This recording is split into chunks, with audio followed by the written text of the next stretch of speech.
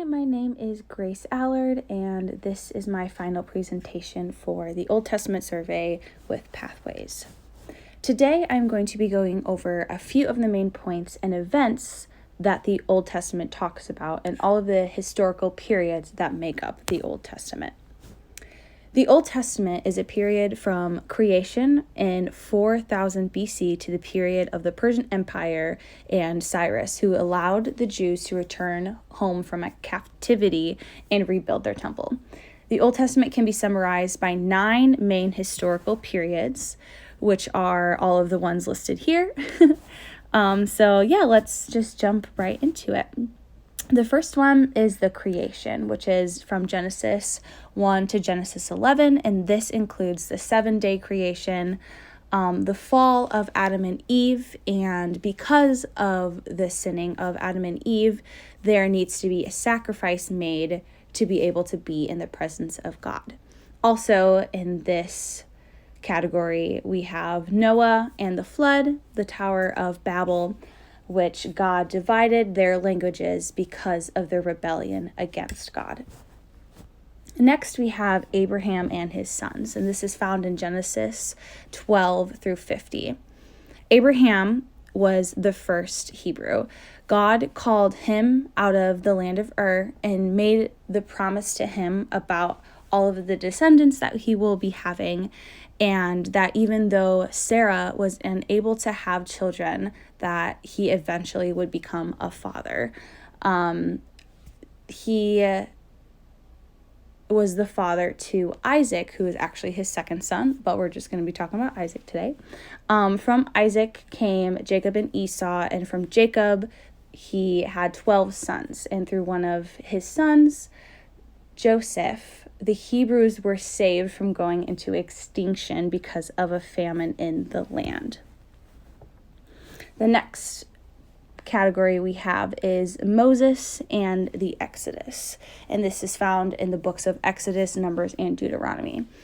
Moses was curious about the Hebrew God, and he sought him out, and God appeared to him in the form of a burning bush.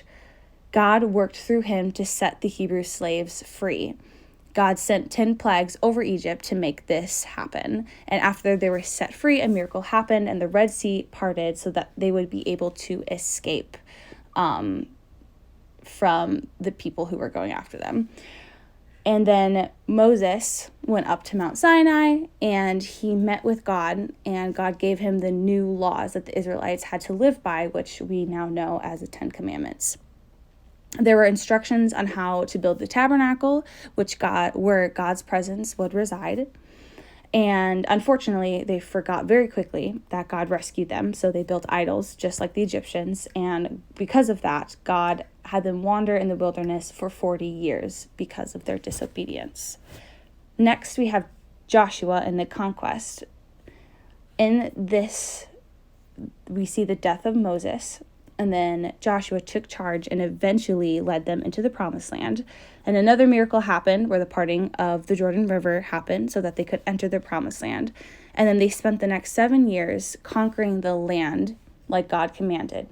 But as always, we disobey God usually. And they married the Canaanites and adopted their idolatry ways.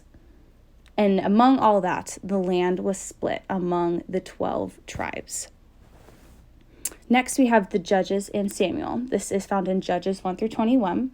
There was 300 years of leadership under the judges in the lands.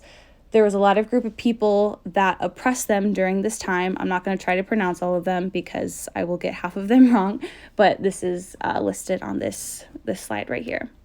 Next, we have David and Solomon. This is found in Samuel and 1 Kings. Samuel was the first great prophet of Israel, and God led him to anoint Saul and David to be kings. Saul was the first king of Israel, and David was the second. Saul spent most of his life hunting down David because he was jealous of his favor with God.